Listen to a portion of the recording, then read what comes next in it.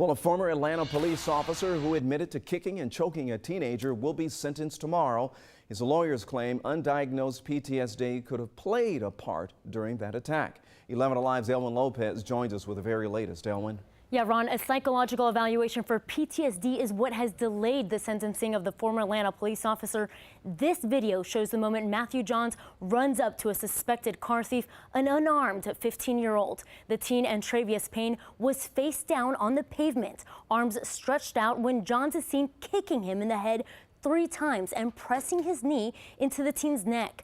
Payne lost consciousness, and Johns was since fired and pled guilty to 8 crimes, including aggravated assault. His sentencing was postponed because his new attorney told the judge that Johns had a psychological evaluation for PTSD. We spoke to Dr. Michael Rosen, a board-certified psychiatrist, who says a complete evaluation has to take place in order to obtain a full diagnosis. That's the question, is that you can't just jump on one thing.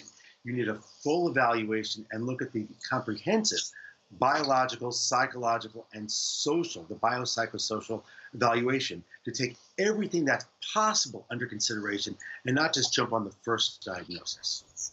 Johns served 2 tours of duty in Iraq as a Marine before becoming an APD officer. Why wasn't the former Marine's possible stress disorder brought up earlier in the case?